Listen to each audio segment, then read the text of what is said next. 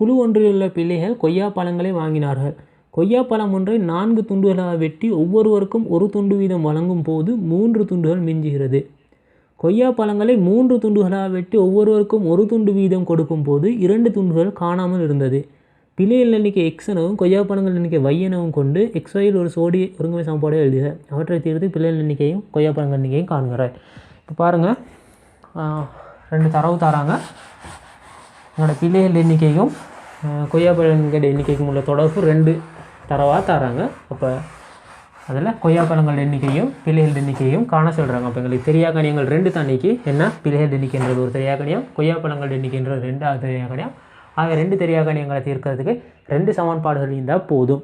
Right, அந்த 2 சமன்பாடுகள் உருவாக்க தான் 2 தரவு தராங்க. அப்போ எங்களுக்கு முதலாவது தரவு வந்து பிள்ளைகள் எண்ணிக்கை எக்ஸ்னும் கொய்யா பழங்கள் எண்ணிக்கை வையும். ஆகவே அதை நான் முதல்ல குறிச்சுக்கிறேன். பிள்ளைகள் வந்து எக்ஸ், கொய்யா பழங்கள் வந்து ஒய். ரைட், இப்போ என்ன சொல்கிறாங்கன்னா முதலாவது தரவு பிள்ளைகள் உள்ள பிள்ளைகள் கொய்யா பழங்களை வாங்கினார்கள். கொய்யா பழம் ஒன்றை 4 துண்டுகளாக வெட்டி ஒவ்வொருவருக்கும் ஒரு துண்டு வீதம் வழங்கும் போது 3 துண்டுகள் மிஞ்சுகிறது. அப்போ கொய்யா பழங்களை வந்து 4ஆக வெட்டுறாங்க. அப்போ எத்தனை கொய்யா பழங்களோட எண்ணிக்கை, இந்த துண்டுகளோட எண்ணிக்கை வரும்? கொய்யா பழங்களோட துண்டுகளோட எண்ணிக்கை வை எண்ணிக்கையான கொய்யா பழங்களுக்கு அதை 4ஆக வெட்டினா எத்தனை துண்டுகள் வரும்? 4y வரும் தானே. 4y எண்ணிக்கையான கொய்யா பழ துண்டுகள் வரும். ஏன்னா கொய்யா பழ எண்ணிக்கை y, அதை 4ஆக வெட்டுறேன். ஆகவே 4y எண்ணிக்கையான கொய்யா பழங்கள் துண்டுகள் வரும். அதை ஒவ்வொரு பிள்ளைகளுக்கும் கொடுத்தேன்னு சொன்னால், ஒவ்வொரு பிள்ளைகளுக்கும் ஒரு துண்டு வீதம் கொடுத்தேன்னு சொன்னால் 3 துண்டுகள் எஞ்சிதான். அப்போ என்ன அர்த்தம்? பிள்ளைகளோட எண்ணிக்கையை விட 3 வந்து எக்ஸ்ட்ராவாக இக்கி, அப்படி தானே. பிள்ளைகளுக்கு ஒவ்வொருத்தருக்கும் ஒவ்வொரு துண்டு கொடுக்குறோம். அப்போ 3 துண்டு எக்ஸ்ட்ராவாக இக்கி. அப்போ இந்த 4yன்றது வந்து பிள்ளைகளோட எண்ணிக்கை எக்ஸோட 3 துண்டு எக்ஸ்ட்ராவாக இக்கி, அப்படி தானே. பிள்ளைகளோட எண்ணிக்கை எக்ஸ்ட்ரா, அதை விட 3 எக்ஸ்ட்ராவாக இக்கி. உதாரணத்துக்கு 10ன்ற பிள்ளைகளோட எண்ணிக்கை எத்தனை இருக்கும்? 13 இருக்கும். அந்த 13க்கு சமனாயிக்கும் கொய்யா பழங்கள் எண்ணிக்கை 4ஆக வெட்டினதுக்கு சமனாயிக்கும், 4yக்கு சமனாயிக்கும். ஆகவே இதுதான் முதலாவது தொடர்பு. இது நீங்கள் 3 இங்கே போட்டு எக்ஸ் அங்கே போட்டு அதெல்லாம் செஞ்சுக்கலாம், பிரச்சனை இல்லை. இப்போது தொடர்பு முதலாவது எழுதிக்கிறேன். ரைட், ரெண்டாவது என்ன சொல்கிறாங்க? அடுத்த தரவு ஒரு துண்டு வீதம் 3 துண்டுகள் மிஞ்சிடுது. கொய்யா பழங்களை 3 துண்டுகளாக வெட்டி ஒவ்வொருவருக்கும் ஒரு துண்டு வீதம் கொடுக்கும்போது 2 துண்டுகள் காணாமல் இருந்தது. அப்போ 3 துண்டுகளாக வெட்டுறோம் இப்போ கொய்யா பழங்கள் எண்ணிக்கை. அப்போ y எண்ணிக்கையான கொய்யா பழங்களுக்கு அப்போ 3ஆக வெட்டினா எத்தனை துண்டுகள் வரும்? 3yன்ற துண்டு, 3y எண்ணிக்கையான துண்டுகள் வரும்.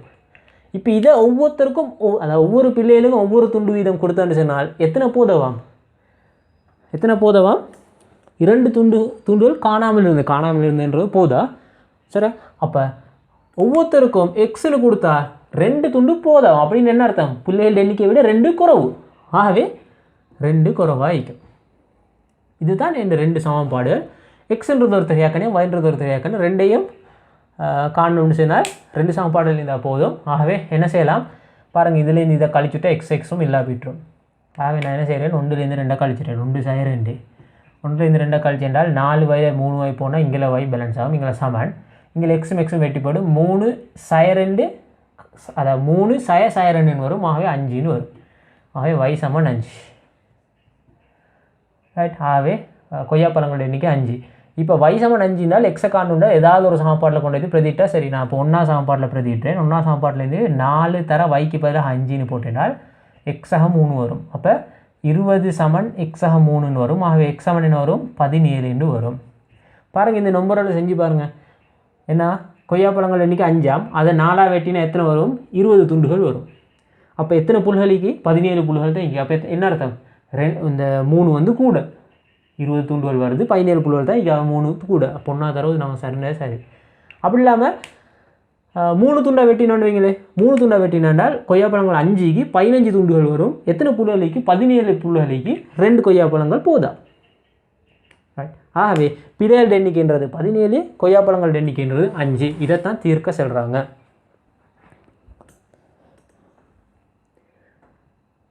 ரைட், இது 2 சமன்பாடையும் எழுதுறதுக்கு ஒவ்வொரு மார்க்ஸ். ரைட், y சமன் 5ன்றதுக்கு ஒரு மார்க்ஸ், x சமன் 17ன்றதுக்கு ஒரு மார்க்ஸ், ஒரு மார்க்ஸ் 10 அல்ல, ஒரு மார்க்ஸ். இந்த ஏதாவது ஒரு கணித செய்கை மூலமாக தான் இந்த வயசமன் அஞ்சை கண்டிங்க, அந்த கணித செய்கைக்கு 1 மார்க்ஸ். அதாவது கூட்டல் இல்லை கழித்தல், அதை வேறு ஏதாவது எக்ஸ் இல்லாமல் எக்ஸா ஒன்றா கண்டிங்கன்னா இல்லை என்ன செஞ்சுப்பீங்க, இதை 3 பெருக்குது 4 பெருக்குது ஏதோ ஒரு கணித செய்கை செஞ்சுப்பீங்கன்னு, அதுக்கு 1 மார்க்ஸ். அடுத்தது இந்த வயசமன் அஞ்சை பிரதிட்டு தான் நீங்கள் எக்ஸாம் கண்டுப்பீங்க, ஆகவே அதுக்கு 1 மார்க்ஸ். மொத்தம் எத்தனை மார்க்ஸ்? 2 3 5 6 மார்க்ஸ். ஆகவே மொத்தம் 6 மார்க்ஸ் வரும் இதுக்கு. அடுத்தது சுருக்குக எக்ஸா 1 கீழ் y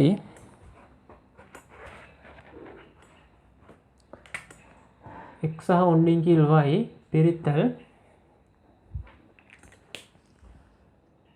2 இன்ட்டு எக்ஸா 1 கீழ் எக்ஸ் 2 இன்ட்டு எக்ஸா 1 கீழ் எக்ஸ். ஆகவே இதை வந்து உங்களுக்கு தெரியும், பிரித்தலை வந்து பெருக்கலை மாற்றினா தலைக்கீழே மாறும். ஆகவே எக்ஸா 1 கீழ் y அப்படியே இருக்கும். இது பெருக்கலை மாற்றினால் எக்ஸ் மேலே போவார், இங்கே 2 இன்ட்டு எக்ஸா 1 கீழே வருவார். ரைட், இப்போ என்ன செய்யலாம், மேலுள்ளதையும் கீழுள்ளையும் அதாவது பாதிகளையும் தொகுதிகளையும் வெட்டையிடும். இப்போ பாருங்கள், இதில் ஒரு எக்ஸா 1 இதில் ஒரு எக்ஸா 1 இது 2 வெட்டி போயிடும். வேறு ஏதாவது இருக்கா?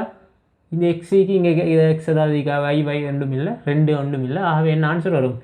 எக்ஸின் கீழ் 2y வரும். ரைட், இதுதான் இதை விட சுருக்கையில் இதுக்கு. ஆகவே இதை வந்து பெருக்கலாக மாற்றுறதுக்கு 1 மார்க்ஸ் கொடுங்க. அடுத்து இது 2 வெட்டுறதுக்கு 1 மார்க்ஸ் அண்ட் ஃபைனல் ஆன்சருக்கு 1 மார்க்ஸ். ரைட், மொத்தம் 3 மார்க்ஸ். ஆகவே 10 மார்க்ஸ் டோட்டல் பண்ணி எடுங்க 10க்கு எத்தனைன்னு சொல்லி.